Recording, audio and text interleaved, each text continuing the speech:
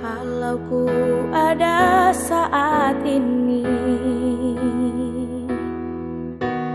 berdiri tegap sampai kini. Halo jemaat yang dikasihi Tuhan, kita berjumpa lagi pada hari ini, ya di tanggal 13 Februari tahun 2021. Mari sebelum kita membaca Alkitab, kita berdoa. Tuhan, pagi ini, hari ini, kami kembali datang menghampiri kekudusan-Mu. Kami berterima kasih untuk kesempatan-kesempatan kehidupan yang Engkau anugerahkan kepada kami. Kami terus mau belajar dari Tuhan sendiri melalui firman Tuhan. Agar Tuhan kami semakin bijak di dalam kami menjalani hari-hari hidup kami. Terima kasih dalam nama Tuhan Yesus kami berdoa. Amin. Bapak Ibu Saudara, saya mengajak kita membaca dari 1 Raja-Raja pasal 16 ayatnya yang kedua yang berbunyi demikian. Oleh karena engkau telah kutinggikan dari debu dan kuangkat menjadi raja atas umatku Israel. Tetapi engkau telah hidup seperti Yerobeam dan telah menyuruh umatku Israel berdosa sehingga mereka menimbulkan sakit hatiku dengan dosa mereka. Demikian jauh pembacaan firman Tuhan. Yang berbahagia adalah setiap kita yang mendengarkan firman Tuhan dan yang memeliharanya. Bapak Ibu Saudara yang dikasihi Tuhan Yesus Kristus, untuk bacaan ini saya beri tema memberikan pengaruh baik. Memberikan pengaruh baik.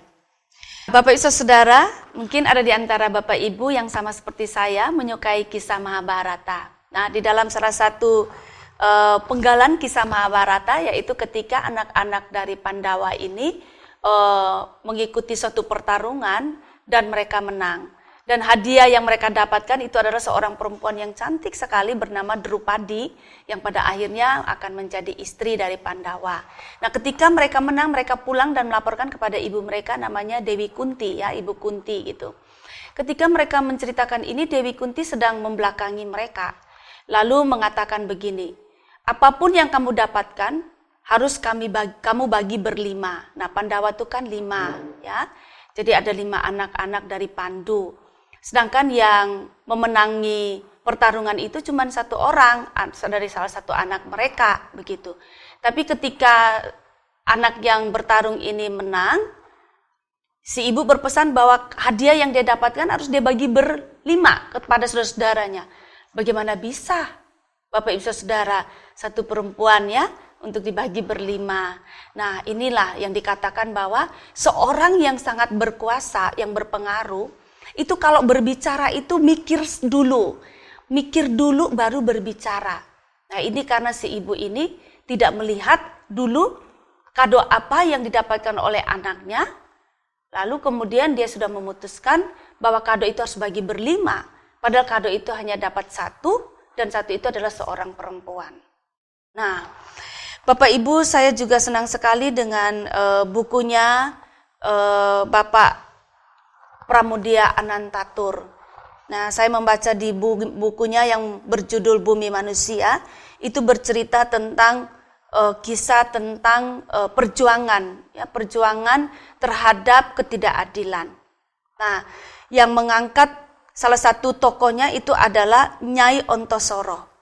Nyai Ontosoro ini dia berpesan kepada menantunya bahwa kalau kita sudah berjuang dengan segala tenaga kita, segala harta yang kita punya, dan ternyata kita masih kalah, maka kita masih punya satu kekuatan. Kekuatan kita itu adalah mulut. Maka berjuanglah dengan mulut. Apa yang mau disampaikan dari kisah ini? Kisah ini mau menyampaikan bahwa mulut itu memang punya kekuatan. Mulut ini bisa menjadi suatu alat yang memberikan pengaruh yang sangat besar. Nah, firman Tuhan hari ini Bapak Ibu mau menyampaikan kepada kita bahwa para pemimpin itu mempunyai pengaruh yang sangat besar. Para pemimpin itu punya kekuatan untuk mempengaruhi orang-orang yang dipimpinnya. Nah, salah satu yang menjadi pemimpin di dalam kehidupan kita itu bisa saja orang tua kita. Atau kita sendiri yang menjadi orang tua. Itu kita punya pengaruh. Dosen-dosen, guru-guru, para pemimpin agama itu punya kekuatan. Punya kemampuan untuk mempengaruhi. Maka sebetulnya hal yang baik itu adalah ketika orang mempunyai kekuatan untuk mempengaruhi orang lain, apalagi dia di posisi sebagai pemimpin, mestinya ia memberikan pengaruh yang baik kepada yang dipimpin. Jadi sebetulnya di sini Tuhan memperingatkan kepada pemimpin Israel, ya, bahwa Tuhan yang mengangkat pemimpin. Untuk apa? Supaya memberikan pengaruh baik kepada umat Israel. Tetapi yang terjadi sebaliknya, pemimpin memberikan pengaruh yang buruk. Firman Tuhan hari ini berpesan kepada kita semua, entahkah kita itu pemimpin, entahkah kita itu biasa saja, maka lebih baik kita itu memberikan pengaruh yang baik. Baik melalui kata-kata kita maupun juga melalui perbuatan kita. Mari Bapak Ibu kita sama-sama berjuang untuk saling memberikan pengaruh baik kepada orang lain. Pengaruh baik yang berasal dari firman Tuhan, kehendak Tuhan. Tuhan menolong kita semua. Amin. Mari kita berdoa. Tuhan, Engkau telah menciptakan kami dengan begitu baik. Dan Engkau mempercayakan banyak hal di dunia ini kepada setiap kami, seturut dengan porsi kami masing-masing.